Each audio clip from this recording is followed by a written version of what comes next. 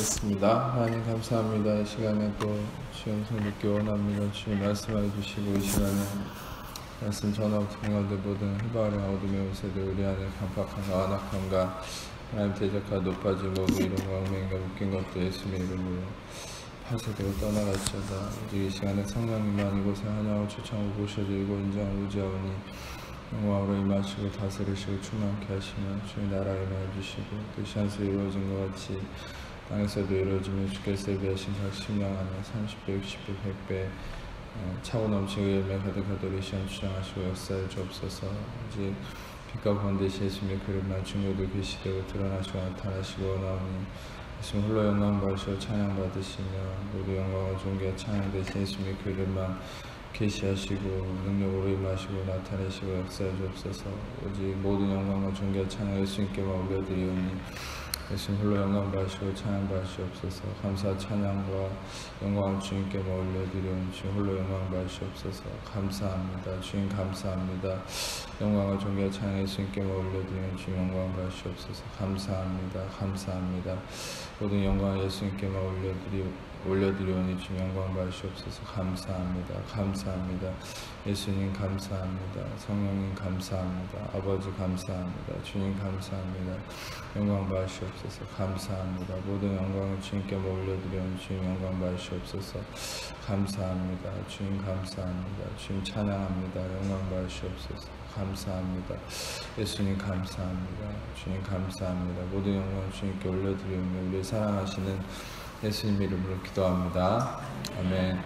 오늘 함께 이 말씀을 읽은 부분은 전에 여러분도 잘 아시다시피 이 왕의 계보입니다. 이 왕은 근본적으로는 예수 그리스도라는 왕의 계보를 나타내는 것이고 이 왕이신 예수 그리스도의 계보를 나타낸다는 이 말의 증거가 뭐냐, 여러분에게도 전에 설명했듯이 이 마태복음은 유대인의 왕으로서의 예수님을 설명하기 위한 복음서고, 마가복음은 우리의 거룩한 Divine Servant, 우리의 거룩한 종으로서 예수님을 나타내기 위한 책이고, 누가복음은 인간으로서의 어떤 인성의 측면을 강조한 예수님을 나타내기 위한 책이고, 요한복음은 신성을 강조하기 위한 복음서죠. 그래서 재밌는 것은 마태복음의 상징적인 이 그림으로 표현하죠. 마태복음은 이 사자를 표현하고, 마가복음은 이 황소를 표현합니다.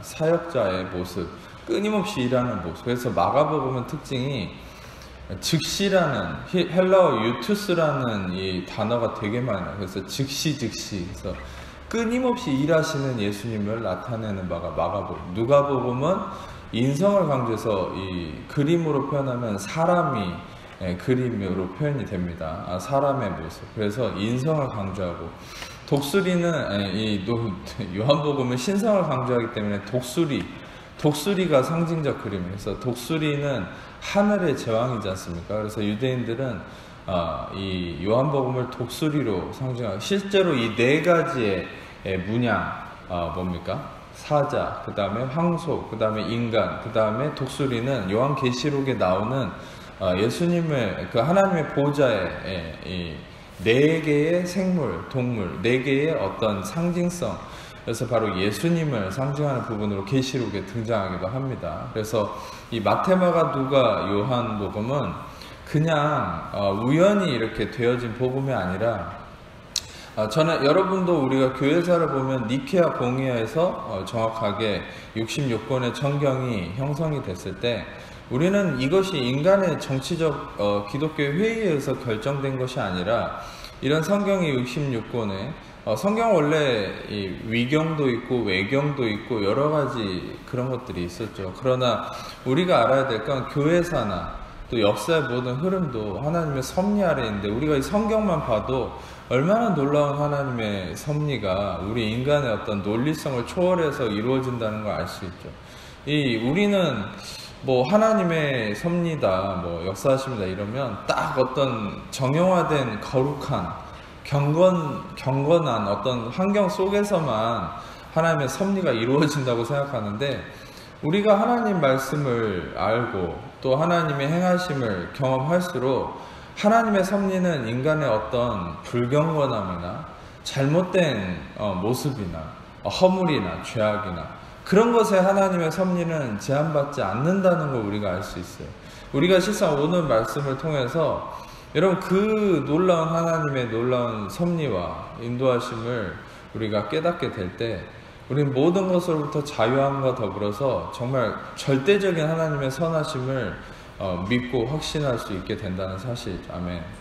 여러분들이 알아야 될 것은 제가 아까 설명했듯이 니케아 공회에서 66권의 성경이 이루어질 때 실상 거기에는 정치적인 여러 가지 문제도 있었을 수 있어요. 그러나 우리가 결론적으로 봤을 때 하나님의 섭리가 그 모든 것 가운데 역사하셨다는 걸 어떻게 알 수 있냐? 바로 아까 설명했던 것처럼 복음서에 묶어지는 어떤 그런 연합됨, 그런 것들이 계시록과 연결되고 또 예수님이 이 66권의 성경 안에서 모든 것이 완벽하게 계시되고 표현되는 모습들, 우리는 그런 여러 가지 문제들을, 여러 가지 것들을 통해서 이 성경이 왜 먼저 위경을 잘라내고 그 다음에 외경을 또 공동번역에서 뽑아내고 그 다음에 66권만 우리 그것도 종교개혁을 통해서 완전화된 개혁교회 안에서 이루어진 이 66권만 진짜 성경이라고 하나님이 성령 안에서 택하셨느냐? 그것은 이 66권이 오로지 완벽하게 예수 그리스도를 증거하기 위한 완벽한 책이다. 그리고 그 연합체다라는 것을 우리가 깨달을 수 있다는 것이죠. 그 중에 하나인 이 마태복음은 아까도 얘기했듯이 본질적인 왕이신 예수 그리스도, 유대인의 왕으로 오신 예수 그리스도를 설명하기 위한 복음서다라는 것이죠. 그래서 이 누가복음에도 족보가 나옵니다. 마태복음에도 족보가 나옵니다. 누가복음은 인간이신 예수님을 확실하게 설명하기 위한 족보이기 때문에 이 뭡니까? 처음이 하나님으로부터 시작해서 인간으로 들어갑니다. 근데 이제 처음에 여기는 왕이신 예수님을 설명하기 위한 거니까 이제 그 뭡니까? 이것은 아브라함과 다윗의 자손 예수 그리스도의 계보라. 왜 여기서 다윗의 자손이다 이런 표현을 했냐면 유대인의 왕으로서의 정통성을 증명해야 되니까. 그러나 여기에서도 우리는 그냥 단순히 어떤 인간의 왕정을 의미하는 바가 아닌 근본적인 우리의 왕이신 예수 그리스도를 설명하기 위함이다라는 것에 확실한 증명이 전에도 설명을 했죠. 제가 여기서도 뭡니까? 14대 세 번에 걸쳐서 14대가 왕이 등장을 하는데 재밌는 것은 한 번이 15대인데 세 번면 15대인데 성경은 14대 그래서 누가 도대체 빠졌냐. 그래서 이제 여기서도 부가 설명을 드리면 6절을 보면은 다윗 왕이다. 근데 재밌는 것은 이제 그 뭡니까? 다른 왕들을 표현할 때 이름만 표현을 해요. 왕이다 표현하지 않습니다. 근데 여기서 바실류스라고 하는 헬라어를 써서 다윗 왕을 낳았다. 그래서 다윗만 왕으로 표현합니다. 물론 어떤 사람들은 아까도 제가 설명했듯이 유대인의 왕으로서 예수님을 표현하기 위해서 다윗만 왕으로 인정했다 그러는데 그거는 별로 근거가 빈약해요. 왜 여기서 다윗만 왕으로 표현했을까? 여러분 아까도 설명했죠. 이 마태복음은 왕이신 예수님, 그러니까 예수님만 왕으로 인정하기 위한 성령님의 뜻이 있는 거예요. 근데 왜 여기서는 다윗만 왕으로 표현했을까요? 그것은 여러분 원래 하나님은 왕을 세우기 원치 않았죠. 근데 이 뭡니까? 사무엘상을 보면 인간이 하도 이방들처럼 왕을 세우기를 원했다. 다시 말하면 왕이신 하나님을 거절한 거죠. 그래서 사무엘에게 하나님이 왕을 세우라 했을 때 저들이 나를 버렸다, 거절했다. 그래서 왕을 세우기 원한다. 그러니까 저들의 원대로 왕을 세워줘라. 그래서 사울을 세웠죠. 사울은 실패했습니다. 다윗을 세웠습니다. 다윗은 좋은 것 같았지만 결론은 실패했어요. 하나님 앞에서 실패한 거예요. 그 살인과 간음죄로 인해서 하나님 앞에 저주에 이르게 된 다윗의 형편을 우리가 보게 되죠. 결국 인간의 왕은 인간이 원했던 자신들의 어떤 정통성을 주장하는 그 왕을 바램대로 세웠지만 왕이신 하나님을 넘어설 수 없는 그 한계성을 가졌다는 것을 하나님은 보여주신 것이죠. 여기까지 잘 따라오고 계십니까? 그래서 여러분 중요한 것은 하나님의 의도는 그거예요. 인간이 왕을 원했지만 그 왕은 절대적 한계성. 여러분 지금도 이스라엘 국기에 그려진 별, 그거는 다윗의 별이죠. 다시 말하면 지금도 왜 이스라엘이 예수님을 인정하지 않습니까? 다윗 같은 메시아를 기대했는데 예수님 그렇지 않았거든요. 마을 구육관에서 태어나고 가장 작은 나사렛에서 지내시고 이 다윗 같은 엄청난 왕정을 기대했는데 예수님은 하나님 나라의 왕국을 얘기하니까 받아들이지 못한 거예요. 그만큼 인간의 이 개념 속에 다윗은 엄청난 왕이거든요. 근데 이제 이 다윗 왕을 왜 마태복음에서 다윗만 왕으로 얘기를 했느냐? 그것은 반대적 의미입니다. 보여지는 바와. 그것은 뭐냐? 다른 왕들은 14대. 근데 세보면 가운데 여고냐까지의 부분이 15대거든요. 실제로 세보면. 근데 왜 14대라 했냐? 그것은 하나님은 이 다윗 왕이라고 일컬으면서 이 진짜 너희들이 뽑아왔던 인정하는 이 왕이 결국 실패했다는 거예요. 성령에서는 이 다윗을 왕에서 제해버린 거죠. 그래서 진짜 이 정통성을 강조하는 마태복음 1장에 그것도 새 언약의 시작인 1장의 족보에서 다윗 왕으로서의 다윗을 빼버린 거죠. 그래서 이 14대 다윗을 뺀 숫자입니다. 그것은 본질적으로 뭘 결론적으로 얘기하려고 하느냐, 너희들이 진짜 인정하는 왕인 다윗은 내가 제해버렸고 진짜 왕은 너희들이 기대하는 그 다윗이 진짜 왕이 아니라 진짜 바실리우스라고 하는 왕, 내가 인정하는 왕은 바로 예수 그리스도다라는 거죠. 바로 하나님이 바로 통치하시는 바가 온전한 그 하나님의 나라고, 너희들이 얘기하는 그 왕은 너희들을 판단하고 정죄할 뿐이지 진짜 왕이신 하나님은 은혜와 진리로 오신 예수 그리스도를 통해서 진짜 통치함을 받을 때 너희들의 삶에 진정한 구원이 이루어진다라는 것을 이 마태복음은 얘기하려고 하는 거예요. 1장 이 초반을 통해서. 그래서 여러분들이 이 부분을 알고 성경을 읽을 때 이 족보가, 어떤 분들은 그럴 수 있어요. 신약부터 읽어야지, 성경을 읽어야지 했는데 신약부터 읽었는데 첫 번째부터 이제 시험이 온 거죠. 도대체 이거를 읽어 나갈 때 내가 왜 이걸 낳고 하는 거를 왜 읽고 있어야 되나, 이런 시험이 들려고 하는 순간 저의 설교를 기억하시면 은혜가 되실 겁니다. 왜 이런 것이 쓰여져 있는지 바로 방금 설명해 드렸던 그 원리 안에서 이루어진 말씀인 것이죠.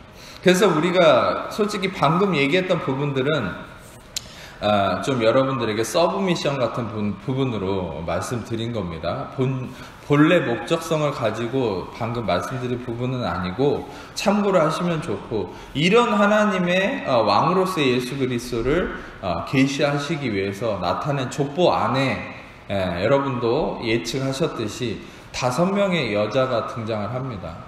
여러분도 잘 알지만 오병이어 사건을 예를 들어서 5,000명이 먹었다, 7,000명이 먹었다, 7병이어 사건, 5병이어 사건, 뭐 여러 가지 말들이 있지만 실제로 이제 그 5,000명을 먹인 사건, 그것은 뭡니까?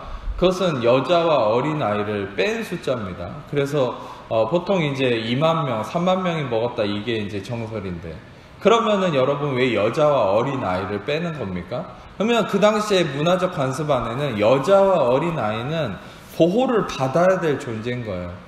다시 말하면 요즘의 세대와는 다르죠. 요즘에는 여성들도 많은 일을 하고 뭐 건강하고 힘도 좋은 사람 많은데, 뭐 이 당시에는 여자와 어린아이는 가장 연약한 존재의 대명사입니다. 그래서 여성이라고 하면 보통 이제 우리나라 조선시대 그 이상으로 유대인들은 여성을 되게 무시했어요. 차별하고 되게 연약한 자로 생각했단 말이죠. 그래서 우리는 그런 문화적 관습 안에서 생각할 때 이 족보에, 그것도 어떤 면에서는 왕으로 오신 가장 정통성을 주장하는 예수 그리스도가 드러나는 이 족보에 여인이 5명이 등장한다는 건 굉장히 충격적인 사실입니다. 그것도 여러분들이 아셔야 될 건, 이 5명의 여인은 인간의 기준으로 생각할 때, 윤리 도덕성의 관점으로 볼 때 굉장히 수치스러운 사람들이라는 거죠. 그래서 여러분들, 우리는 도대체 왜 놀라운 이 예수님의 족보상에, 그러니까 여러분들 이 족보상에 여인이 등장한다는 것도 충격인데 굉장히 부도덕하고 문제가 많고 경건성과 거리가 멀고 윤리 도덕성과 굉장히 거리가 먼 이 5명의 여인, 물론 마지막에 마리아는 윤리 도덕적으로 크게 문제가 있는 건 아니지만 사회적인 시선으로 볼 때는 돌에 맞아 죽을 수밖에 없는, 그게 뭡니까? 처녀가 잉태했다. 여러분, 처녀가 잉태했다는 거는 그냥 불륜한 거죠. 어떤 면에서는 인간의 논리로 이해할 수 없는 거예요. 처녀가 잉태했다. 하나님 나라에서는 용인이 되는 거죠. 여러분, 누가 마리아가 임신했는데 저 사람은 예수님을 임신한 거야, 저 사람은 성령으로 잉태돼서, 누가 그렇게 이해할 수 있습니까? 여러분 주변에 누가 임신했는데 저 사람은 성령으로 잉태해서 이렇게 인정할 사람이 누가 있겠어요? 아무리 이재방 목사가 성령 안에서 보증을 한다 해도 여러분 못 믿을 거 아닙니까? 여러분, 중요한 것은 인간의 논리의 상식을 벗어난 문제 안에 마리아조차도 표면적으로는 윤리 도덕성을 거스르는 그런 모습이 있었다는 거죠. 그러면 여러분, 우리는 이거를 어떻게 볼 것인가? 여러분, 우리는 결론적으로 오늘 말씀을 통해서 여러분들이 하나님이 어떤 분이신가, 하나님이 어떤 놀라운 섭리 안에서 우리에게 구원을 이루시는 분인가, 우리는 그걸 깨달을 수 있어야 되고, 우리 안에 근본적으로 이 인간적 부분이 깨지지 않으면 진정한 구원을 경험할 수 없다. 물론 그 구원은 메시아닉 구원이 아니라, 여러분 천국 가는 그 구원이 아니라, 물론 여러분 천국 가는 구원은 여러분이 거듭남을 통해 이미 다 이루어졌지만 여러분 삶 속에서의 구원을 의미하는 바예요. 여러분의 재정적인 인간관계나 여러분 육체적인 또 여러분 모든 부분에서의 삶의 그 구원의 진정한 역사가 나타나기 위해서는 우리 안에 깨져야 되는 부분이 있다는, 그 인간적 잘못된 경건성, 잘못된 윤리 도덕에 대한 기준. 여러분, 이 윤리 도덕성도 우리 인간이 세우는 그 기준이 무너져야만 진정한 구원이 이루어질 수 있어요. 그것이 성경은 끊임없이 얘기하고 있다는 사실이죠. 먼저 부가 설명을 드리기 위해서, 여러분들이 제가 전에도 한번 말씀을 드렸잖아요. 굉장히 성경은 파격적인 책이죠. 그것은 뭐냐, 야고보는 행함을 되게 강조했던 사람인데, 이 야고보가 2명의 인물을 설명하면서 성령 안에서 자기가 한 건 아니죠. 성령님이 야고보를 통해 2명의 인물을 설명을 하는데, 그 2명의 인물이 아브라함과 라합인데, 아브라함은 이삭을 바치려고 한 사건 때문에 행함으로 의롭다함을 받았다라고 설명하고, 라합은 정탐꾼을 숨겨진 행위로 인해서 의롭다함을 받았다라고 설명을 하고 있어요. 근데 놀랍지 않습니까? 전에도 설명했듯이 아브라함은 이삭을 죽이려고 했던 건 비속 살인 미수죄, 인간의 윤리 도덕의 관점으로 볼 때, 라합이 간첩을, 자기 정탐꾼을 숨겨주려고 했던 건 그거는 국가 반역죄, 둘 다 사형에 해당하는, 사형에 버금가는 윤리 도덕성이 아주 중대한 범죄를 저지른 거죠. 인간의 개념으로 볼 때는. 근데 하나님은, 성령은 그것을 의롭다라고 평가했다는, 그것도 그의 행위를. 여러분, 이것이 바로 인간의 논리를 완전히 깨부셔버리는 평가라는 거예요. 인간의 윤리 도덕성을 뒤집어 엎어버리는 거죠. 여러분, 우리는 이러한 성경의 개념을 통해서 인간의 윤리 도덕성과 경건성이라고 일컫는 인간의 행위적 기준이 얼마나 보잘것없다는 걸 깨달을 수 있어요. 인간이 세워놓은 기준이 얼마나 보잘것없는 것인가. 성경은 그 인간의 기준을 다 뒤집어 엎어버리는 책이에요. 결국 여러분들 그 라합을 통해서, 이 아브라함을 통해서 하나님은 생명과 구원을 이루셨어요. 근데 그 당시에 얼마나 그걸 보는 인간들의 모습에는, 인간들의 생각 속에는 얼마나 그걸 판단했을 수도 있잖아요. 아브라함이 이삭을 바치려고 했던 사건이나 라합이 정탐꾼을 숨겨준 사건이 만약에 나중에 누가 알게 됐다면 그것을 얼마나 비난하거나 잘못되게 평가했을 수도 있지 않습니까? 그러나 우리는 결론적으로 성경 안에서 그것이 구원을 이루는 행위였다. 라합은 예수님의 조상이 됐고, 이따가 설명할 인물이지만, 그 정탐꾼 숨겨준 사건을 통해서 라합은 구원이 이르렀고, 라합을 통해서 예수님이 그 족보상에 이 순서대로 라합이 아주 먼 이 할머니 뻘 되지 않습니까? 아브라함은 근본적으로 또한 예수님의 조상이긴 하지만 예수님을 하나님이 독생자로 우리에게 주시는 놀라운 이 모티브를 보여주는 상징적 사건이기도 하고, 결국 여러분들, 우리는 얼마나 우리의 이 어떤 알량한 인간적 기준이 하나님의 섭리를 거절하는 부분이 많은가, 우리의 말씀을 통해서 발견할 수 있어요. 저는 여러분들의 그 인간적 기준이 깨어지기를 축복합니다. 그게 자기 의인 거예요. 하나님이 이사야 64장에 표현했던 것처럼 그게 자기 의인 거예요. 예. 자기 의는, 인간의 의는 이사야 64장에 더러운 옷과 같다 표현했죠. 여성의 생리대를 히브리어로 표현하면서 인간의 의는 더러운 거예요. 인간의 의가 뭡니까? 나는 이 정도 했다 이거예요. 나는 이렇게 남들과 이렇게 비교해 볼 때 나는 윤리 도덕적으로 문제 없다는 거예요. 그러면 여러분들 윤리 도덕적으로 완벽한 사람 성경에서 뭐라고 평가합니까? 없어요, 평가가. 근데 여러분 생각해 보세요. 인간의 기준으로 문제가 있지만 결국 중요한 건 그 사람을 통해서 그리스도의 놀라운 계시와 그리스도의 행하심이 있는 자들에 대해서 하나님은 의롭다라고 평가하는 거예요. 의에 대한 기준은 우리의 행함이나 윤리 도덕성이 있지 않아요. 결국 의에 대한 기준은 어디 있느냐? 그리스도의 어떠하심이 있어요. 그리스도가 그 사람을 통해서 어떤 일을 하셨느냐. 그래서 여러분 중요한 것은 우리는 그런 관점으로 여러분 자신을 봐야 되고, 그런 관점으로 세상을 보고, 그런 관점으로 말씀을 볼 때 그것이 생명에 이를 수 있다. 그래서 요한복음 5장 39절에서는 너희가 영생을 얻는 줄로 생각하고 성경을 연구하거니와 이 성경은 나에 대해서, 예수에 대해서 증언하려는 것이다. 그렇게 계시하시죠.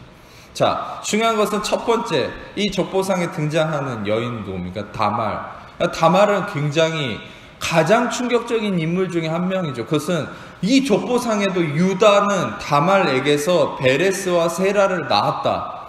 이게 정통적으로 낳은 거라고 생각하십니까? 시아버지와 며느리 사이의 성관계를 통해서 나온 베레스와 세라인데, 여러분 생각해 보세요. 성경이니까 성경은 경건한 책이야, 이렇게 생각하니까 인간의 생각이라는 게 얼마나 간사한지 몰라요.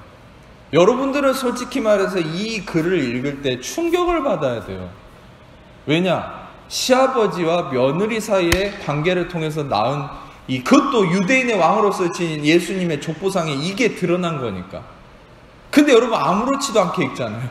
왜입니까? 여러분 머릿속에 세뇌당한 거예요. 뭐라고 세뇌당했습니까? 성경은 경건하고 홀리 바이블이잖아요. 그냥 바이블도 아니고 홀리 바이블. 그러니까 성경은 무조건 거룩하니까 여기에 나온 모든 사건도 다 거룩한 거라고 생각하죠.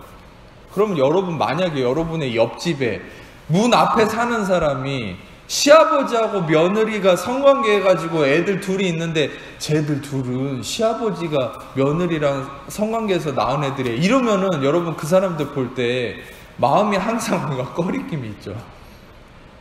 그런데 여러분 성경에서는 나오는 걸 보면 뭐 그러겠지 이렇게 생각하잖아요. 그러니까 우리 생각이 그만큼 간사한 거예요. 여러분 이게 굉장히 충격적인 사건이에요. 시아버지가 며느리와 성관계를 했다. 이게 어떤 사건이냐? 유다는 이 수아 사람의 딸을 통해서 세 아들을 낳죠. 엘, 오난, 셀라. 근데 이제 이 세 아들 엘, 오난, 셀라를 낳는데 엘은 어떤 일을 경험하냐? 성경이 근데 자세히 기록이 안 돼 있어요. 창세기 38장에. 엘이 왜 죽었는지 기억 안 되는데, 이게 뭡니까? 기록이 안 돼 있는데, 하나님이 여호와 보시기에 엘이 악한 자여서 하나님이 죽이셨다고 얘기해요.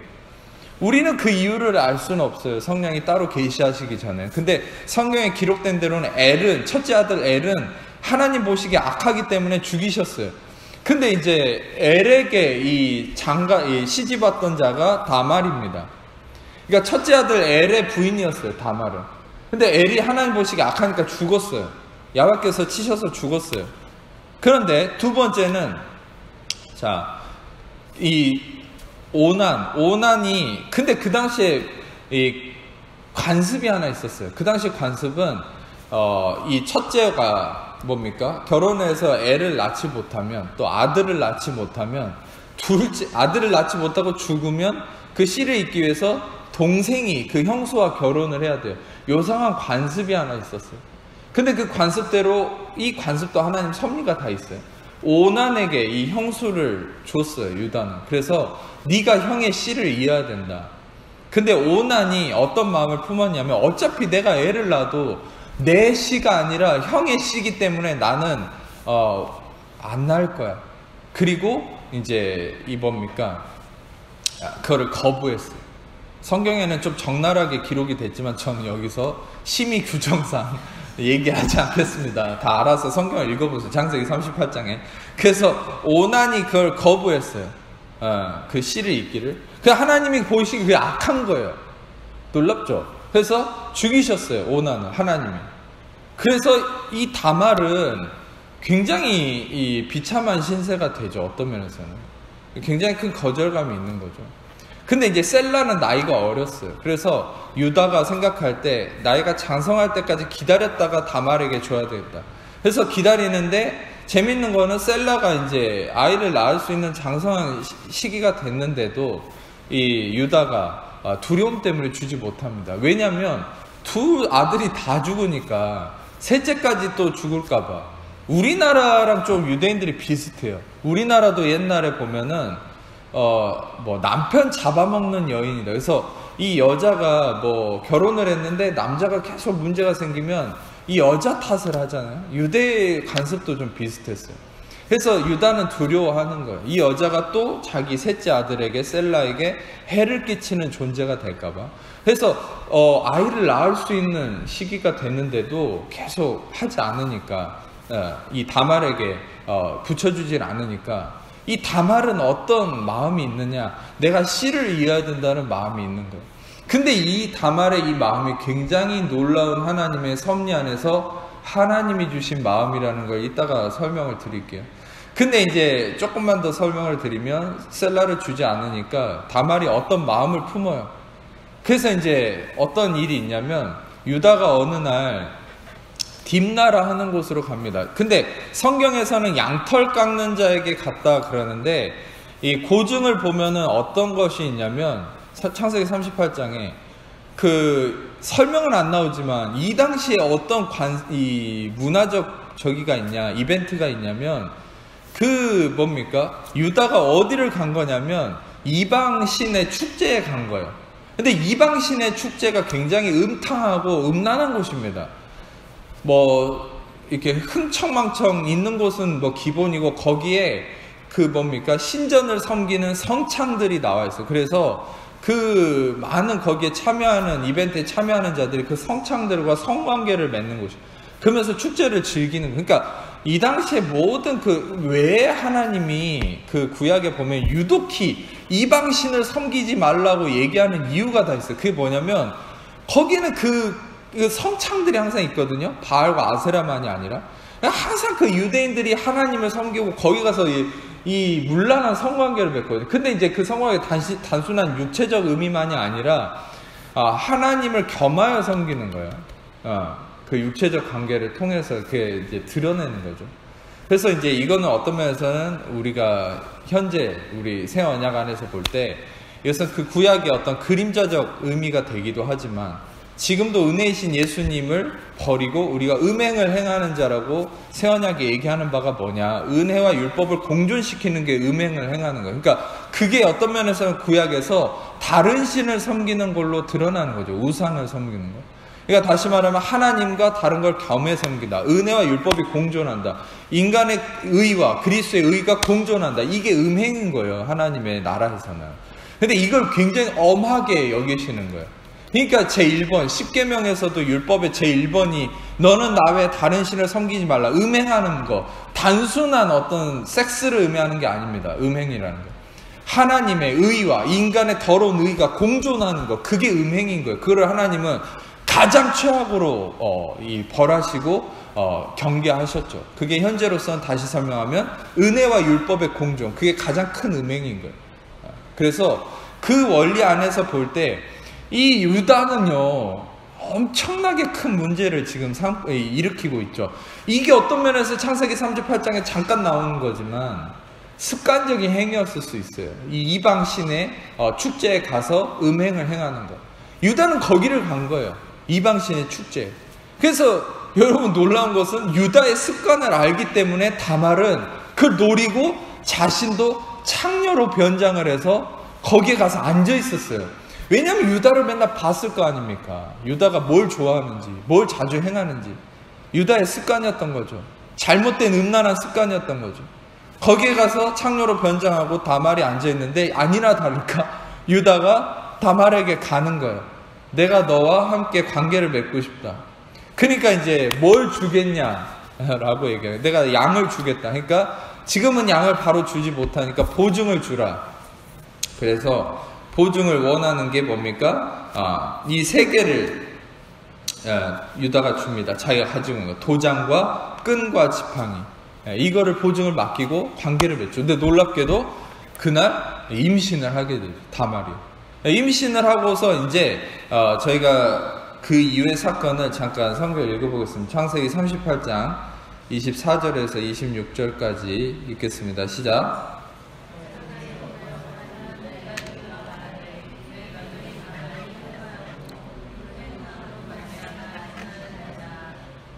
이르되 그를 끌어내어 보사라. 여인이 끌려나갈 때 사람 보며 이 물건 임자로 말미암아 임신하였나이다. 청하건대 보소서. 이 도장과 끈과 지팡이가 누구의 것이니까 한지라. 유다가 그것을 알아보고 이르되 그는 나보다 옳도다. 내가 그를 내 아들 셀라에게 주지 않았습니다 하고 이제 임신을 하니까 이 당시에는 무슨 성령의 놀라운 감동이 있는 게 아니죠. 다말이 임신했는데 저자는 성령으로 잉태했어 이렇게 얘기했겠습니까? 아니죠. 저거는 불륜한 거야. 누구하고 놀아나서 저렇게 아직 얘도 못 가진 여자가 저 여자 저기 불륜한 거야. 그래서 죽이라. 끌어내 불사를 이렇게 해줘. 근데 여러분 놀랍지 않습니까? 여기서 인간의 완악함이 나오죠. 유다 지는 얼마나 허물이 많아요. 얼마나 잘못된 모습이 많아요. 근데 다말에게서 그런 모습이 나오니까 다말을 죽이려고 하죠. 어떤 면에서는 그런 기준으로 판단할 때 자기도 죽어야 되거든요. 근데 다말을 죽이려고 합니다. 여러분 근데 그 다말이 이 물건의 임자가 이 아이의 아버지다. 도장과 끈과 지팡이를 내보이죠. 유다가 이제 놀란 거예요. 깜짝 놀란 거예요. 그냥 놀란 게 아니겠죠. 한번 대입을 해서 생각을 해보세요. 그냥 놀랬겠습니까? 수치스럽고 두렵고 모든 이 아담의 저주에 이르렀던 수치와 두려움이 유다 안에 일어나는 거죠. 여러분 이 도장과 끈과 지팡이를 내보일 때 유다가 뭐라고 얘기합니까? 그는 나보다 옳도다. 옳도다 할 때 이걸 ጼ데크라고 하는 ጼ데크라는 히브리어 의로움, righteousness 이거를 얘기하는 거예요. 너는 나보다 옳도다. 여러분 결국 이 말씀은 뭐를 얘기하느냐? 아주 놀라운 진리가 담겨있죠. 그것은 뭡니까? 왜 여러분 여기서부터 한번 생각해 보세요. 왜 다말은 이런 비참한 수치를 경험하면서도 왜 그렇게 시를 이어가려고 했을까요? 여기서 표현하는 시들은 째라라고 하는 시인데 이건 자손이나 후손으로도 번역할 수 있어요. 왜 시를 이어가려고 했을까? 이 다말은. 이게 바로 하나님이 다말에게 심어준 마음 때문에 이 수치와 비참함 속에서도 바로 이 시는 나중에 예수 그리스도를 낳게 되는 시거든요. 여러분 생각해 보세요. 결론적으로 볼 때 다말이 이어가게 되는 이 시는 유다의 자손입니다. 유다를 통해서 예수 그리스도가 예정되어 있어요. 여러분 놀랍게도 야곱의 많은 아들들이 있지만 요셉과 베냐민을 통해서 예수님이 오지 않았죠. 유다, 예후다 이 유다를 통해서 예수님이 왔어요. 그 예수님의 족보는 아주 파란만장해요. 우리는 구원이신 예수님의 경건성을 통해 나왔다고 생각하면 안 돼요. 왜 하필 유다를 통해서 왔습니까? 이 문제 많은 유다. 근데 유다의 씨가 예수님을 올 거를 우리는 결론적으로 알고 있지만 여러분 하나님의 섭리 안에서 유다를 통해 예정하셨기 때문에 엘과 오난도 그 씨를 받았어야 되는데 무슨 의미인지 기록은 안 돼 있지만 엘이 하나님 보시기에 악했다. 제가 예상할 때는 엘이 이 씨를 거부했던 것 같아요. 그러니까 악한 거예요. 예수 그리스도라는 씨를 거부한 거죠. 오난도 그렇죠. 오난도 이 씨를 거부했죠. 하나님 보시기에 악해서 죽은 거예요. 셋째 셀라는 셀라가 자세하게 등장하진 않지만 셀라도 씨를 잊지 못하죠. 이 다말은 어떤 하나님의 섭리 안에 마음을 갖고 있는 겁니까?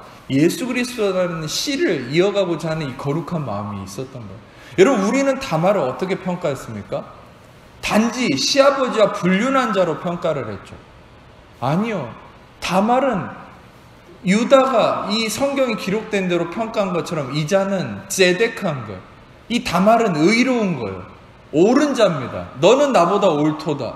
왜 옳습니까? 예수 그리스도라는 씨를 잇고자 하는 열망을 갖고 있었기 때문에.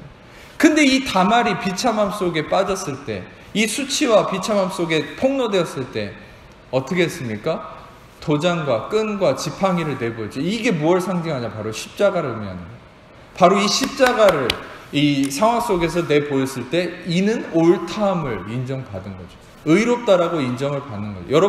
여러분의 여러분 인간적으로 어떤 면에서는 다말은 거룩한 이 마음을 품었지만 그가 창녀로 분장한 이 어떤 모습들은 윤리 도덕성에서 잘못된 모습일 수 있어요. 우리의 어떤 허물일 수 있어요. 그런데 십자가가 그의 의로움의 척도가 되는 거예요. 도장과 끈과 지팡이. 그를 의롭다라고 인정받게 하는 것이 바로 십자가였다는 거죠. 결국 여러분, 우리가 알 수 있는 건 이 다말이라고 하는 여인은 단순한 불륜을 저지른 그런 여인이 아니라 바로 예수 그리스도라는 거룩한 씨를 잉태하기 위해서 이 거룩한 하나님이 주신 마음으로 그 구원의 역사를 이룬 자다. 우리는 이 다말이 바로 이 도장과 끈과 지팡이를 통해서 의롭다함에 이른 바로 십자가의 거룩한 이 놀라운 은혜 아래 있는 자다라는 것을 이 말씀을 통해서 1차적으로 깨달을 수 있다는 것이죠. 할렐루야. 두 번째 이제 등장하는 인물이 있습니다. 그것은 유다는 다말에게서 베레스와 세라를 낳고 이렇게 쭉 나가다가 누가 나오냐면 라합이 나오죠. 아까 설명했던 살몬은 라합에게서 보아스를 낳았다. 라합은 어떤 자입니까? 라합은 창녀입니다. 기생입니다. 라합은 그 직업이 여리고에서 기생을 했던 자예요. 몸을 파는 자였다는 거예요. 그의 삶부터가 윤리 도덕적이지 못하죠. 허물이 많은 자고. 그런데 이 자에게 하나님의 놀라운 섭리가 임해서 정탐꾼 2명을 숨겨주죠. 그리고 정탐꾼을 숨겨주고 이들을 보내줄 때 우리를 기억해주라. 그랬더니 정탐꾼이 성령 안에서 뭐라고 얘기합니까? 붉은 줄을 내다르면 그 집은 살려주겠다. 우리가 여리고를 점령할 때 모두를 죽이겠지만 너희 그 붉은 줄을 매달은 너희 집만 살려주겠다. 그래서 여호수아 2장 21절을 보세요. 같이 읽겠습니다. 시작.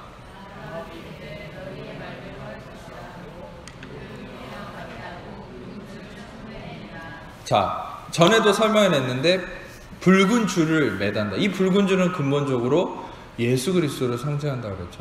붉은 샤니라는 이거는 진홍색을 의미하는데 이건 뭐냐, 성막과 제사장의 옷을 만드는 색상, 이 실 중에 하나고 정결 예식에 사용되는 거고, 그 다음에 줄은 티그와는 소망, 호프라는 말이라고 그랬죠. 전에 이스라엘의 국가 이름이 뭐라고요? 하티그와. 이스라엘의 국가 이름이. 우리는 애국가인데 그 사람들은 하티그와예요. 뭐냐? The hope, 하는 정관사 the hope라는 말. 그러니까 하티그와, 다시 말하면 이 소망이란 이 로마서에서 이 소망을 뭐라 얘기했습니까? 제가 전에 엘피스라고 그랬죠. 소망이란 엘피스인데 이 엘피스라는 소망은 확실한 근거가 이루어진 소망. 세상에서의 소망과 희망은 근거가 없어서 희망 고문이라는 말이 나오지만 성경에서 얘기하는 소망이란 고문이 아니죠. 희망 고문이란 희망이 이루어질 수도 있고 안 이루어질 수도 있기 때문에 고문이라는 말을 쓰지만 성경에서 얘기하는 소망은 반드시 이루어지는 소망이다. 엘피스. 그 왜 반드시 이루어지는 확실한 소망이냐? 그것은 대가가 치러진 소망이기 때문에. 세상에서 얘기하는 희망은 왜 안 이루어집니까? 대가를 내가 치러야 되는데 확실히 치러진다는 보장이 없어서 희망 고문인 거예요. 근데 성경에서 얘기하는 확실한 소망, 엘피스는 뭐냐? 그것은 예수 그리스도라는 대가가 치러졌기 때문에 그 소망은 반드시 이루어지는 거야. 아멘. 그래서 여기서 얘기하는 붉은 줄, 티그와, 이건 뭡니까? 바로 예수 그리스도의 보혈을 의미하는 거예요. 이 보혈은 반드시 대가가 치러진 완전한 속죄하심, 속량을 의미하는 바죠. 그래서 여러분들, 우린 그리스도 안에서의 소망이 반드시 이루어지는 거라는 이 믿음을 갖기를 축복합니다. 성령 안에서 여러분 안에 소망이 주어졌다면 그거는 단순한 기대가 아니에요. 반드시 이루어질 거니까 주신 거예요. 아멘. 그래서 이 붉은 줄, 예수 그리스도의 보혈을 상징하는 바를 라합이 들이내려서 결국 구원에 이르렀잖아요. 바로 예수 그리스도의 보혈을 통해서 라합은 구원에 이르렀다. 자, 그리고 세 번째 누굽니까? 보아스를 통해 룻이 나왔다. 룻은 어떤 자입니까? 룻은 모압 여인이죠. 모압 여인이라는 타이틀부터가 문제입니다. 왜? 암몬과 모압 자손을 아십니까? 암몬과 모압 자손은 누굽니까? 그것은 이름도 비슷한 룻이 아니라 롯. 룻하고 롯을 헷갈리시는 분이 있죠? 회개하십시오. 할렐루야. 이거 룻하고 롯이 헷갈리는 이 이름이 제가 그냥 언어 플레이 한 건데, 롯, 아브라함의 조카 롯이 소돔과 고모라를 나왔다가 아내는 이제 소금기둥 돼버리고 나중에 두 딸이 있는데 딸이 자손을 잇자 그래가지고 이 뭡니까? 아버지하고 아버지 술 먹이고 잘 때 동침을 하잖아요. 성관계를 했잖아요. 이것도 아주 심각한 거죠. 근데 이 롯의 두 딸이 근친상간을 통해서 낳은 이 자손이 암몬과 모압이잖아요. 그것도 하나님의 총에 들어가지 못하고 거절당한 족속들. 근데 그 근친상간을 통해 이루어진 모압의 자손이 룻이에요. 룻은 태생부터가 문제죠. 예. 자, 이 남편도 다 죽고. 근데 이 룻이 누구를 만납니까? 보아스. 보아스는 예수 그리스도를 상징하는 자죠. 아주 유력한 메첼라입니다. 유력하고 재력하고 모든 게 완벽한. 예, 룻기 2장 19절에서 20절 말씀을 보겠습니다. 룻기 2장 19절에서 20절 시작.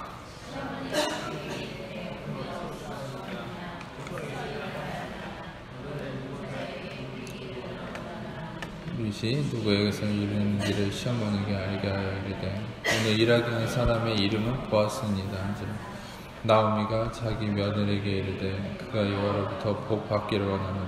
그가 살아있는 자와 죽은 자에게 은혜 베풀기를 그치지 아니하도다 하고 나오미가 또 그에게 이르되 그 사람은 우리와 가까우니. 보아스는 예수님을 상징하는데 아주 놀라운 말을 하죠. 나오미가 그가 살아있는 자와 죽은 자에게 은혜 베풀기를 그치지 아니하다. 할렐루야. 예수님은 모든 자에게 끊임없이 은혜를 베푸는 자라는 거죠. 헤세드, 히브리어로 헤세드라는 말이에요. 이 단어를 잘 기억해 놓으세요. 헤세드. 그리고 이 나오미가 뭐라 합니까? 그는 우리 기업을 물을 자다. 기업 물을 자라는 히브리어가 뭐냐면 가알이라는 히브리어인데 이게 뭐냐? redemption, redeemer 이 말이에요. 그건 뭐냐? 대속하는 자, 속량하는 자라는 말이에요. 심지어 이거는 구원하는 자라는 거예요. 다시 말하면 이 보아스는 예수 그리스도로서, 다시 말하면 본질적 예수 그리스도로서 이 룻과 함께 혼인함으로 룻을 구원하는 자가 되었죠. 바로 이어지는 룻기 3장에서는 장로들과 상대하면서, 율법을 상징하는 장로들과 상징하면서 결국 율법 상징하는 이 장로들은 자기 친척들인, 보아스의 친척들인데 이 자들은 룻을 거둬들일 수 없다고, 우리들은 그럴 힘이 없다고 얘기합니다. 그래서 보아스가 대신 리디머가 되죠. 율법은 여러분들을 구원할 수 없어요. 할렐루야. 율법은 연약하고 무익함으로 우리를 구원할 수 없다. 히브리서 7장은 얘기하죠. 율법과 계명. 근데 그리스도는, 은혜는 여러분을 구원하셨어요. 할렐루야. 여러분들, 그래서 이 보아스이신, 구원이신 예수님을 통해 룻은 그의 모든 모압이라는, 또 비참한, 남편을 잃은 과부라는 이스라엘의 대표적 비참한 수치스러운 자들이 있죠. 고아와 과부와 나그네, 연약한 자들의 표상입니다. 근데 그 중에 하나가 과부잖아요. 근데 이 룻이 그 모든 열악함을, 열등함을 딛고 그리스도라는, 예수라는 보아스를 만나서 참된 구원의 생명에 이르렀다. 결국 여러분, 이 룻은 어떤 자입니까? 현숙하다라는 평가를 받거든요. 현숙하다라는 이 말이 성경에 2번 등장합니다.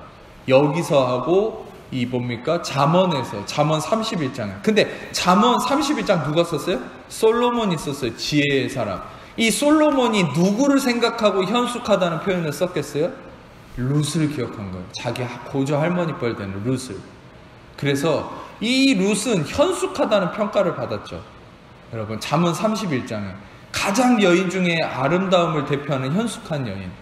진정한 아름다움은 외모가 아닙니다. 할렐루야. 내면의 현숙함이죠. 하나님과 아름다운 은혜의 관계 안에 있을 때 그 자는 현숙하고 가장 아름다운 자가 되는 거. 할렐루야. 예. 여러분들 진짜 아름다운 자입니다. 할렐루야. 오늘 이것만 들어도 와, 오늘 설교 다 들었다 그렇게 생각할 수 있습니다. 예, 여러분, 중요한 것은 그 룻은 이 구원이신 보아스를 통해, 보아스이신 예수님을 통해서 진정한 구원에 이른 자다. 그리고 또 한 명은 누굽니까? 바세바. 바세바는 심지어 마태복음에 바세바라는 이름이 아니라 우리아의 아내. 놀랍지 않습니까? 조금만 시간을 더 쓰겠습니다. 저 오늘은 우리아의 아내다. 이 왕의 족보인데 놀랍지 않습니까? 왜 놀랍냐? 원래 우리나라도 족보라는 거는요, 이 상징적인 게 집안의 대표성이거든요. 그러면 허물을 다 빼버리고 좋은 것만 써요. 역사든 족보든. 근데 이 놀라운 성경, 그것도 이 족보에, 왕의 족보에 수치스러운 거를 있는 그대로 다 드러내잖아요. 시아버지와 며느리의 강간한 이 뭡니까? 근친상간도 드러내질 않나. 이 불륜녀의 이름을 그것도 바세바라고 그렇게 내는 게 아니라 우리아의 아내라고 표현하잖아요. 놀랍지 않습니까? 이게 바로 놀라운 거예요. 이런 걸 발견하셔야죠. 성경에서. 그냥 우리아의 아내라고 그러니까 그래, 우리아의 아내에서 예수님이 나왔구나. 아무 생각 없이 그렇게 읽을 게 아니라 우와, 어떻게 이렇게 놀랍게 이렇게 표현할 수 있나. 엄청나죠. 우리아의 아내라고. 그런데 여러분, 여기서 이제 더 놀라운 게 있습니다. 우리가 이제 이 사건은 아시니까 제가 좀 넘어가면, 결국 이 바세바랑 동침을 해가지고 다윗이, 부하의 아내잖아요. 불륜을 저지르고 결국 우리아도 자기가 죽인 거나 다름없지 않습니까? 왜냐면 가장 이 심각한 전쟁의 한가운데 명령해서 자기 다른 장군들은 다 뒤로 빼버린데 우리아만 적진 한가운데 들어가라고 명령하는데 또 충직한 우리아는 그거 믿고 또 들어갔다가 죽어요. 그러니까 결국 다윗이 죽인 거죠. 불륜과 살인을 저지른. 여러분, 이 다윗은 하나님께 인정받는 자였지만 율법의 가장 중심이 되는 죄악이 뭡니까? 음행과 간음이죠. 살인과 간음이죠. 그래서 이 두 가지를 다윗은 다 저질러요. 그러니까 다시 말하면 인간이 인정하는 왕은 실패한다는 거예요. 예수 그리스도는 우리의 진정한 왕으로 승리자이시죠. 할렐루야. 근데 다윗은 그 이제 중범죄에 빠졌는데 나단이 와서 책망해서 넌 저주가 끊이지 않을 거다. 근데 회개했지만 사함을 받았지만 율법 아래 있었기 때문에 회개하고 용서를 구했을 때 결국 용서를 하셨지만 대가를 치러야 돼요. 그게 율법이에요. 여러분과 저는 그래서 은혜 아래 있는 게 감사한 거야. 할렐루야. 심지어는 이미 다 용서하셨기 때문에. 아멘. 네. 근데 이제 다윗은 회개를 했지만, 식음을 전폐하고 용서를 구했지만, 용서는 받았지만 대가는 치러요. 그게 누구냐? 아들이 죽었죠. 그 첫째 애가 죽었죠. 우리 아내가 낳은 애가. 예, 성경을 읽어보겠습니다. 사무엘하 12장 15절부터 일단 15절 읽겠습니다. 시작. 나단이 자기 집으로 돌아가니라. 우리의 아내가 다윗에게 낳은 아이를 여호와께서 치심에 심히 알름되는. 18절에 넘어가서 시작.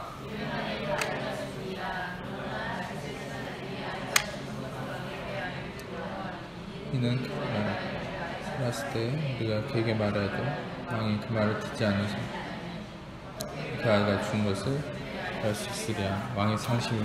자, 넘어가서 24절에 시작. 다윗이 그의 아내 바세바를 위로하고 그 아들 낳음에 그름을 솔로몬이라 하니. 여기에 놀라운 비밀이 하나 숨겨져 있습니다. 그게 뭐냐? 아주 재밌는 건데, 자, 일단은 이 아이의 역할이 있어요. 이 아이는 누구냐? 이 아이는 예수 그리스도를 상징합니다. 왜냐? 이 아이가 죽음으로 인해서 다윗과 바세바가 죽지 않습니다. 여러분이 아셔야 될 건 율법은 얄짤 없어요. 율법에 이르면 다윗은 죽어야 됩니다. 바세바도 죽어야 됩니다. 하나님이 그냥 살려줬다고 생각합니까? 하나님은 그 아들도 죽이셨어요. 왜? 우리를 율법의 저주에서 속량하시기 위해서. 할렐루야. 죄의 삭은 사망이에요. 그리스도께서 저주를 받은 바 되사 율법의 저주에서 우리를 속량하셨으니, 우리는 율법의 저주로 죽어야 돼요. 우리는. 그러니까 우리가 안 죽게 하려고 예수님 죽이셨어요. 예수님은 죽였는데, 예수님도 죽였는데 하나님이 다윗도 못 죽이시겠습니까?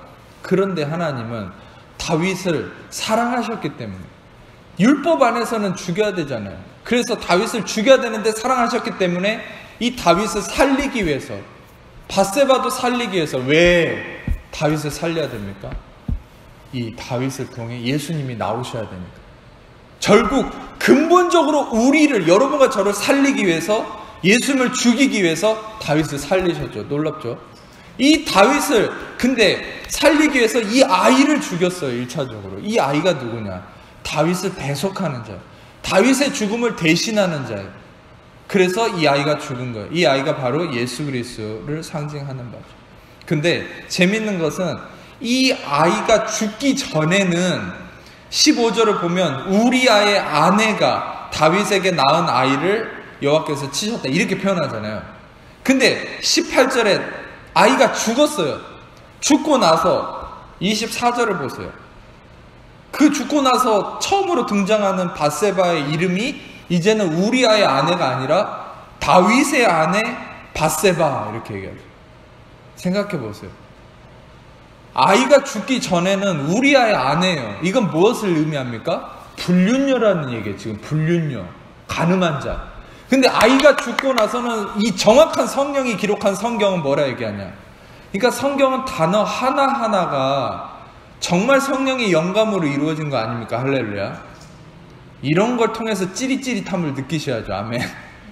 뭘 통해서 도대체 카타르시스를 느끼십니까? 이런 거를 발견하면 손발이 떨리지 않습니까? 네, 저는 그런데 24절 보면 이 아이가 죽고 나서 비로소 다윗의 아내다, 밧세바, 이름도 등장. 그 뭡니까? 이제는 구원자의 족보에 드는 자. 바로 여러분, 그래요. 우리는 그렇습니다. 우리는 그리스도가 있기 전에 우리는 가늠한 자예요. 우리는 불륜한 자예요. 우리는 죽어 마땅한 자였어요. 예수 그리스도의 대속하심으로 인해 우리는 의롭다함을 받은 하나님의 아들이 된 거예요. 하나님의 딸이 된 거예요. 할렐루야.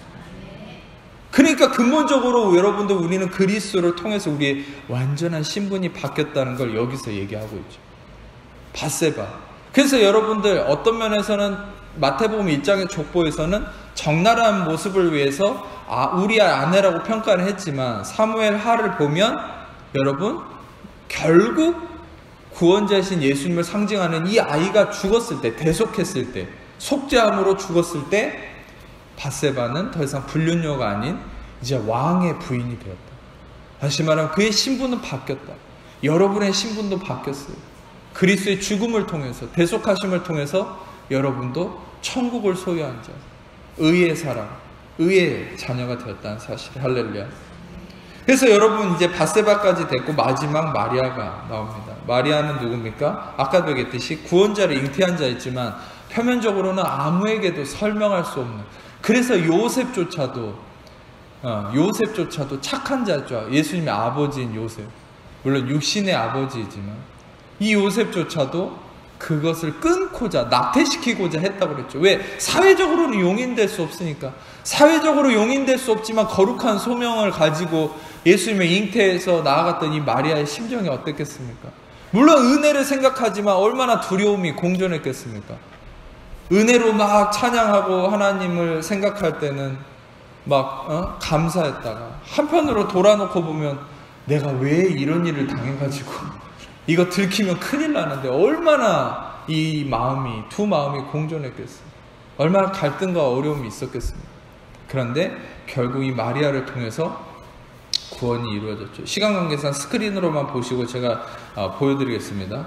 하나님께서 누가복음 1장 30절에 내가 하나님께 은혜를 입었다, 그래서 아들을 낳으리니 이름을 예수라. 우리가 은혜를 입어서 예슈아라는 구원을 얻게 되었어. 할렐루야.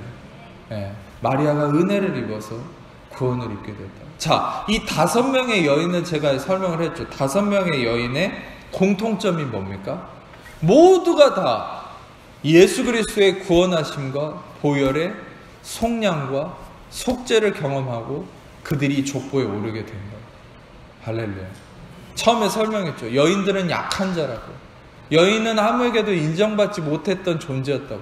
근데 이 여인들이, 그것도 허물 많은, 표면적으로는 사회에서 인정하지 못한 중범죄에 처하거나 죽임을 당해야 된 이 여인들이 어떻게 왕의, 그것도 하나님 나라의 왕이신, 우리의 영원한 왕이신 예수 그리스도의 족보에 어떻게 들게 된 겁니까?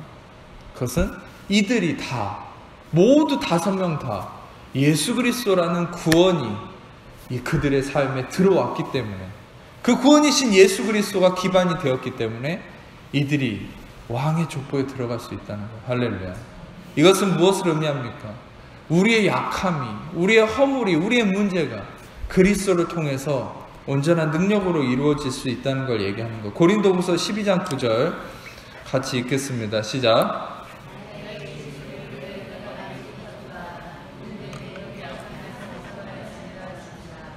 그러므로 도리어 크게 기뻐함으로 자랑하리니 이는 그리스도의 능력이, 로마서 5장 20절에 이런 말씀 있죠. 죄가 더한 곳에 은혜는 더 넘친다. 동일한 의미로 바울은 내 능력이 약한 데서 온전해진다. 이게 무슨 말이냐? 내 능력이 약한 데서 텔레이오, 다시 말하면 이 뭡니까? 텔로스라는 말을 써요. 이 텔레오 이건 뭐냐? 끝내고 성취한다, 완성한단 말이에요. 무슨 말이냐면 내 능력이 약한 데서 온전해진다는 게 그리스도의 능력이 우리 약함에 임해서 그곳에서 주님의 완성이 이루어진다는 거예요. 놀랍지 않습니까? 우리는 율법적 개념으로, 신앙적 개념을 생각할 때 내가 경건하고 내가 능력이 있을 때 하나님의 일이 이루어진다고 생각하는데 아니요. 우리의 약한 곳에서 그리스도의 능력이 완성이 됩니다. 여러분의 약함을 자랑하십시오. 그것이 인간은 이해할 수 없는 바예요. 왜? 인간 세상은 힘의 논리거든요. 이 세상은 힘의 논리예요. 나의 완벽함, 나의 잘남을 증명하는 게 이 세상의 원리예요. 근데 복음은 뭐라고 얘기하냐? 내 능력의 약함, 나의 약함을 통해서 그리스도의 이 놀라운 뜻이 성취가 된다는 거예요. 할렐루야. 그러니까 여러분 다말에게서, 루색에서, 이 밧세바에게서 그리스도가 나오지 않았습니다. 라합에게서, 마리아에게서. 이 약한 곳에서 그리스도의 뜻이 성취가 된다. 이게 인간은 설명할 수 없는 하나님의 놀라운 섭리의 비밀인 것이에요. 이게 능력인 것이에요. 이 하나님은 왜 이런 것들을 통해서 하나님의 놀라운 일을 하실까요?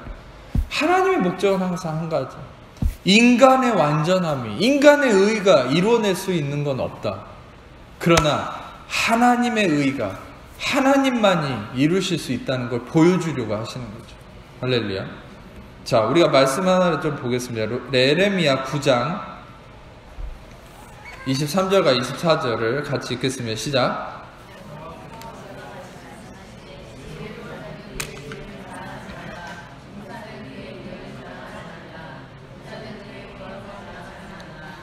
자랑한 자는 이것으로 자랑할지니 명철의 나를 아는 것과 나 여호와는 사랑과 정의와 공의를 땅에 행하는 자를 깨닫는 것이라. 나는 이를 기뻐하노라. 여호와께서는 자랑하는 것은, 우리의 진정한 자랑은 어디에 있다고 얘기합니까? 우리가 진정으로, 그래서 자랑하다라는 히브리어가 뭐냐? 할랄이라는 말이에요. 할렐루야, 여기에서 나온 말인데, 할랄, 칭송하고 찬송하다. 그러니까 결국 자랑하는 것도 맞지만 여기서 본질적인 건 진짜 칭송하고 찬양해야 될 게 뭐냐? 그것은 내가 야훼를 아는 것과, 야훼를 아는 것, 일단 야훼를 안다는 게 뭡니까? 진정으로 그리스도를 만난다는 거죠. 욥이 고백했던 것처럼 내가 전엔 귀로만 주를 들었지만 이제는 눈으로 주를 본다. 다시 말하면 그리스도를 아는 것, 그리스도의 구원을 만나는 것, 이게 야훼를 아는 거죠. 그리고 또 한 가지는 나 여호와는 사랑과 정의와 공의를 땅에 행하는 자죠. 야훼가 어떤 분이심을 깨닫는 자. 야훼가 어떤 분이십니까? 사랑과 정의와 공의를 땅에 행하는 분이시다. 야훼가 사랑과 정의와 공의를 땅에 행한다는 게 뭐냐? 사랑은 여기서 히브리어로 사랑은 헤세드입니다. 헤세드, 은혜입니다. 은혜. 그리고 정의, 두 번째 정의는 뭐냐? 미시파트. 미시파트는 심판을 의미해요. 그리고 공의는 뭐냐? 아까도 설명했죠. 의로움, 제데크, righteousness. 이 사랑과 정의와 공의, 헤세드와 미시파트와 제데크가 제데크를 행하는 자, 이분이 야훼이시다. 야훼는 어떤 분이시냐? 시편 89편에 14절을 보겠습니다. 시편 89편 14절 같이 읽어볼게요. 시작. 의와 공의가 주의 보좌의 기초라. 인자함과 진실함이 주 앞에 있나. 이걸 잘 기억하세요. 야훼 보좌의 기초는, 하나님의 보좌의 기초는 의와 공의고, 그분의 눈은 항상 인자함과 진실함에 초점을 맞추고 있다. 이걸 제가 전에 설명했죠. 그 야훼 보좌의 기초, 의와 공의가 뭐냐? 제데크와 미시파트입니다. 그리고 그의 인자함과 진실함이 뭡니까? 헤세드와 에메트, 은혜와 진리. 쉽게 표현하면 의와 공의가 주의 보좌의 기초고, 그의 눈은 항상 은혜와 진리에 속해 있다. 향해 있다. 아까도 설명했죠. 야훼가 무엇을 행하는 자입니까? 제데크와 그 다음에 미시파트와 헤세드를 행하시는 분. 그분은 이 네 가지가 항상 기초예요. 기본이에요. 의와 공의, 헤세드와 진리, 에메트. 이것만 설명하고 이제 마칠게요. 여러분, 예수님의 십자가는 어떤 것입니까? 예수님의 십자가는 단순한 사랑이 아니죠. 의와 공의가 기초가 되어 있죠. 죄에 대해서 엄벌이 처해진 겁니다. 모든 살가죽이 다 찢어질 정도로 예수님이 많은 매를 맞으시고 살과 뼈가 다 드러날 정도로 고통을 당하시고 십자가에 매달렸을 때 모든 물과 피를 다 쏟으시고 모든 걸 감당하신 그 십자가는 뭡니까? 우리의 불의함에 대한 심판이 이루어진 거죠. 공의가 성취된 곳이에요. 하나님의 십자가를 단순히 우리의 죄를 봐주는 것으로 그냥 사랑으로 주신 게 아니에요. 공의에 대한 대가가 치러진 것이에요. 공의로 심판하신 것이에요. 십자가는. 아멘. 그리고 동시에 공의의 성취가 이루어졌을 뿐만 아니라 의에 대한 바로 하나님의 그 사랑이, 인자와 긍휼이, 다시 말해 은혜와 진리가 이루어진 것이죠. 다시 말해 십자가는 죄인이 심판을, 죽음의 심판을 받은 것이고, 왜? 예수님이 죄가 되셔서.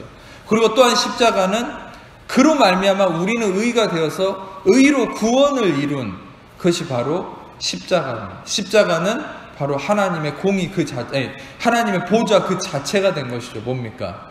의와 공의의 기초가 있는 가운데 은혜와 진리가 이루어진 것이 십자가. 할렐루야. 그래서 고린도후서 5장 21절 맨날 얘기했죠. 하나님이 죄를 알지도 못하신 이를 우리를 대신하여 죄로 삼으신 것을 우리로 하여금 그 안에서 하나님의 의가 되게 하려 하시며, 하나님이 예수님을 죄가 되게 하셔서 공의로 심판하시고, 하나님이 그로 말미암아 우리를 의가 되게 하셔서 우리를 구원에 이르게 하셔요. 생명에 이르게 하셔요. 십자가는 바로 의와 공의와 인자와 진리, 은혜와 진리가 성취된 것이다. 여기서 인자함과 진실함, 헤세드 베에멧, 헤세드 베에멧이 뭐냐? 요한복음 1장 17절에 율법은 모세로 말미암아 주어진 것이요, 은혜와 진리는 예수 그리스도로 말미암아 왔다. 은혜와 진리, 이거를 뭡니까? 이스라엘 가서 히브리어 신약 성경을 히브리어로 번역한 걸 읽으면 은혜와 진리는 헤세드 베에멧이라고 써져 있거든. 바로 헤세드 베에멧, 은혜와 진리신 예수 그리스도, 인자함과 진실함이 주 앞에 있나이다. 바로 여러분, 은혜와 진리신 예수 그리스도, 이 십자가를 경험하고 아는 것이, 이것을 행하는 자가 야훼다라고 예레미야 9장은 아까 설명하고 있는 것이. 여러분, 결론적으로 우리는 갈라디아서 6장 14절을 보세요. 갈라디아서 6장 14절 너무 길어진 것 같은데 앞으로는 여전도 예배 이제 안 나오실 것 같아요. 갈라디아서 6장 14절 그냥 눈으로만 보세요. 바울이 뭐라고 고백합니까? 내가 예수 그리스도의 십자가 외에는 자랑할 것이 없다. 그리스도로 말미암아 세상에 대한. 그러니까 결국 예수 그리스도의 십자가만 자랑한다. 할렐루야. 예레미야 9장에서 뭐라 합니까? 너희가 자랑하는 자는 야훼를 아는 것과 야훼가 개역 한글판에서 인애와 공평과 정직을 이 땅에 행하는 자, 헤세드와 제데크와 미시파트를 행하는 자를 이 일을 아는 자가 자랑할 것이다. 근데 여러분, 바울이 성령 안에서 뭘 자랑한다고 얘기합니까? 내가 십자가를 자랑한다. 여러분, 바로 야훼를 아는 것이 십자가고, 결국 야훼가 행하시는 바, 인애와 공평과 정직이 뭐라는 거예요? 바로 그 십자가라는 거예요. 할렐루야. 여러분, 십자가를 자랑하는 자 같았습니다. 우리는 자랑할 게 없어요. 오늘 잘했어도 내일 실패하는 게 우리잖아요. 근데 우리는 모든 순간에 십자가를 자랑할 때 십자가, 예수 그리스도의 그 속죄가 나의 의가 되어서 우리를 빛나게 하는 거예요. 할렐루야. 심지어 여러분이 다말처럼 수치를 당하고 허물이 폭로가 되고 문제가 드러나는 그 순간에도 도장과 끈과 지팡이를 내세웠을 때 그 의롭다함으로 인정받은 것처럼, 여러분이 늘 십자가의 보혈을 의지하고 그걸 자랑할 때 우리가 허물에 빠져있는 순간에도 우리는 빛이 나는 거죠. 그리스도 우리의 대속이 되시기 때문에. 할렐루야. 그리고 그런 자를 통해서 진정으로 여러분들의 삶이 생명의 열매가 잉태되는 역사가 나타날 수 있다는 것이죠. 여러분, 그렇습니다. 오늘 말씀을 통해서 여러분 진정으로 우리의 모든 것의 중심, 우리의 모든 것의 능력의 비밀은 우리를 진정으로 약함을, 우리의 허물을 승리함으로 이끄는 그 비밀이 어디 있습니까? 예수 그리스도의 십자가의 보혈의 공로, 완성된 십자가의 공로, 그 능력, 그거밖에 없는 거예요. 그리스도의 의밖에 없는 거예요. 나의 의와 나의 행함의 기준이 아니라 그리스도의 의밖에 없는 거예요. 그리스도의 의로 인해서 진정으로 승리함과 구원의 생명의 역사가 삶에 나타난 여러분 되시기를 축복합니다.